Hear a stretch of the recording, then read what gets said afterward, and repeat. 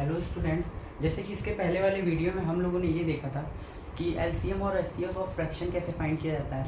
उसी तरीके से अब इस वीडियो में हम उसको उसी क्लास लेक्चर को आगे बढ़ाते हैं। हमें इसमें ये फाइंड करना है कि एलसीएम और एचसीएफ ऑफ एक्सपोनेंशियल को कैसे हम फाइंड करें। तो लिखा हुआ है LCM and HCF of exponential. दिख रहा है आप लोगों को? अगर नहीं दिख रहा हो तो मैं बोल रहा हूँ LCM and HCF of exponential. ठीक है, तो एक इसका देखो क्वेश्चन देखो। सबसे पहले इसका क्वेश्चन क्या है? क्वेश्चन फर्स्ट ये है कि अगर मैं कह देता हूँ 5 स्क्वायर इंटू 3 इंटू 2 की पावर 4, ठीक है, और मैं बोलता हूँ 2 स्क्वायर इंटू 3 स्क्वायर और 7, तो ये दो टर्म है। ठीक है, आप ध्यान से, मैं कह रहा हूँ कि इसी दोनों का हमें ये बताओ, मतलब ये एक ही क्वेश्चन है। इसमें हमें ये फाइंड करना है कि एलसीएम और एचसीएफ फाइंड करना है। तो सबसे पहले ये बताओ कि एलसीएम के लिए हमने पढ़ा क्या था? पढ़ा ये था कि हमें हाईएस्ट फैक्टर लेना है। क्या लेना है? हाईएस्ट कॉमन फैक्टर लेना है। तो इसमें देखो 5 इन दोनों में, इसमें है तो 5 की हाईएस्ट पावर क्या है? 5 स्क्वायर, तो हम इसको 5 स्क्वायर लिख लेंगे। अब 2 की देखो हाईएस्ट पावर क्या है? 2 की हाईएस्ट पावर 2 × 2 की पावर 4 है, और 3 की हाईएस्ट पावर क्या है? 3 स्क्वायर है। अब बचा क्या? 7 बचा, तो 7 को भी हम ऐसे लिख लेंगे। ठीक है, तो ये हमारा यहाँ से एलसीएम फाइंड होगा। एचसीएफ क्या होता है? Least common factor. एचसीएफ क्या होता है? हाईएस्ट कॉमन फैक्टर होता है। हाईएस्ट कॉमन फैक्टर होता है, तो इसमें हम क्या लेते हैं?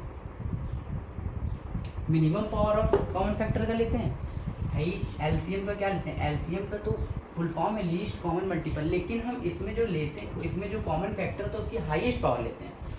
कॉमन फैक्टर होता है उसका हाईएस्ट पावर लेते हैं। तो यहाँ पे देखो कॉमन फैक्टर का मैंने हाईएस्ट पावर ले लिया। अब इसमें ये कह रहा है एचसीएफ में क्या है? एचसीएफ में कहता है मिनिमम पावर ऑफ फैक्टर लेना है। तो देखो ध्यान से देखो 5 का मिनिमम पावर क्या है? 5 का मिनिमम पावर क्या है? 5 इसमें नहीं, हमें दोनों में देखना है कि एचसीएफ का मतलब दोनों में देखना है कि दोनों में होना चाहिए और पावर सबसे कम होनी चाहिए। तो देखो इन दोनों में देखो 3 कॉमन है, 3 कॉमन है, 2 कॉमन है, 2 कॉमन है। तो देखो ध्यान से देखो 2 की मिनिमम पावर क्या है? 2 स्क्वायर है, और 3 की मिनिमम पावर क्या है? 3 है। तो इसका एचसीएफ क्या आ जाएगा? 12 आ जाएगा। और इसको आप लोग सॉल्व कर लीजिएगा। इसको तो आप सॉल्व कर लेंगे, थोड़ा लंबा पड़ जाएगा, तो इसको आप लोग सॉल्व करके लिख दीजिएगा कि इसको इंटू करने के बाद इसका एलसीएम कितना आएगा। ठीक है, तो यहाँ पे आप लोग समझ के एक क्वेश्चन मैं और देता हूँ।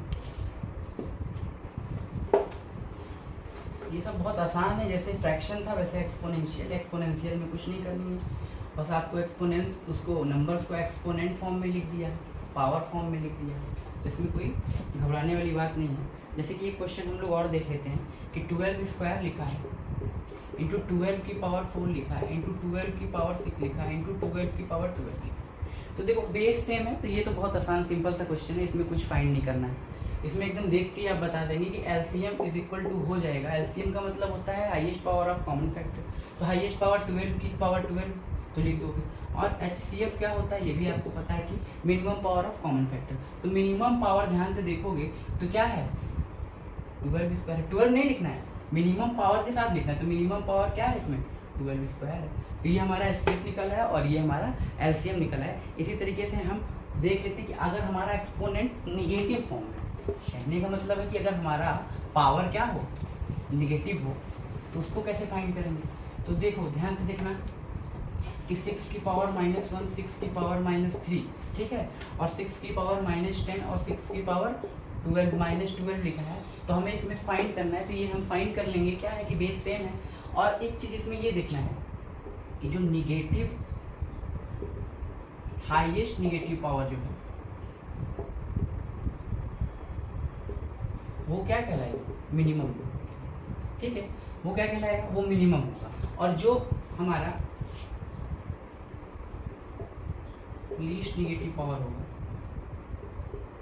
मतलब जो पावर जिसकी कम है वो हम बड़ा नंबर मानते हैं, और जो पावर जिसकी ज़्यादा है वो हम क्या मानते हैं? छोटा नंबर मानते हैं। तो इस तरीके से फिर एलसीएम क्या हो जाएगा? एलसीएम क्या हो जाएगा भाई? इसकी पावर -1 है, तो इस कहने का मतलब कि सबसे बड़ा क्या है? हाईएस्ट पावर इसकी यही है, क्योंकि जो पावर है ये निगेटिव में जितना छोटा होता है वो उतना ही बड़ा होता है निगेटिव में जितना, क्योंकि क्या है, एक अगर नंबर लाइन ड्रॉ किया जाए तो 0 के बाद अगर हम लेफ्ट साइड में आते हैं तो सबसे पहले में -1 पड़ता है, फिर -2 पड़ता है, फिर -3, तो बड़ा क्या नंबर? बड़ा नंबर कौन सा होगा, -1 होगा, इसलिए हमारा एलसीएम का यहाँ पे हाईएस्ट पावर क्या है, -1, तो एलसीएम क्या हो गया, ये हो गया।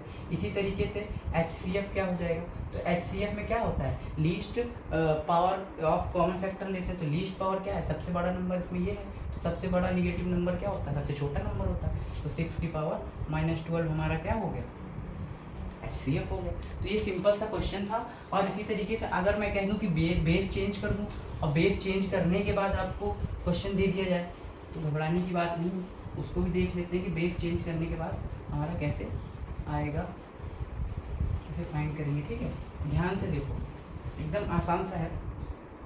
अगर मैं बोलता हूँ 3 की पावर -2 और 3 की पावर -3, 2 की पावर -4 और 6 की पावर -4 कर देता हूँ। ठीक है, 6 की पावर -4 कर देता हूँ।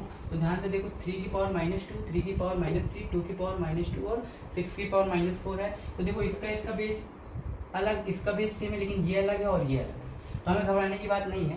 तो ध्यान से अगर देखो तो हम क्या इस पावर को हम क्या लिख सकते हैं, 1/3² लिख सकते हैं।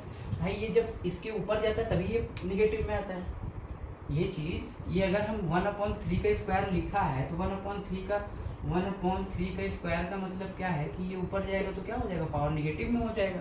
तो ध्यान से देखो, इसी तरीके से हम इसको लिख सकते हैं 1/3 का क्यूब, 1/2 का स्क्वायर, और क्या लिख सकते हैं 1/6 की पावर 4 लिख सकते हैं। तो इसमें आपको कोई प्रॉब्लम तो हुई नहीं होगी, ये पहले से ही आप पढ़ चुके हैं, ये पहले से ही पढ़ चुके हैं।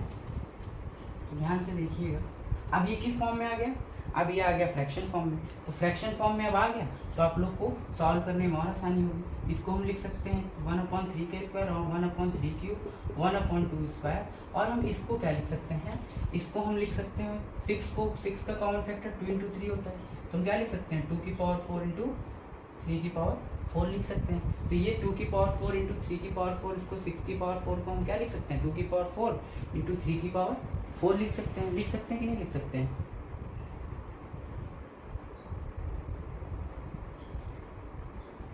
अब आगे देखते हैं इसको। अब ये किस फॉर्म में आ गया, ये फ्रैक्शन फॉर्म में आ गया। फ्रैक्शन फॉर्म में अगर हमें एलसीएम फाइंड करना है तो एलसीएम अपॉन में एचसीएफ होता है, सॉरी एचसीएफ होता है। तो इसमें देखिए हमारा हाईएस्ट फैक्टर क्या है, हाईएस्ट फैक्टर कहने का मतलब कि इसमें highest power of common factor क्या है, तो हाईएस्ट पावर देखो 3 इसमें भी है, 3 इसमें भी, 3 इसमें भी, तो हाईएस्ट किसका है 3 की पावर 4 है, और 2 की पावर किसका हाईएस्ट है, 2 की पावर 4 ये हाईएस्ट है। तो ये आपका आ गया एलसीएम आ गया। ठीक है, और एचसीएफ किसका निकालोगे, सॉरी ध्यान से देखो, एक मिनट, हाँ सही है। और एचसीएफ क्या आ जाएगा, एचसीएफ क्या आ जाएगा, अच्छा हम इसको एलसीएम निकाल रहे हैं, सॉरी एलसीएम निकाल रहे हैं। तो ये फॉर्मूला क्या है, एलसीएम अपॉन एचसीएफ। तो एलसीएम किसका, ऊपर वाले का एलसीएम निकलेगा।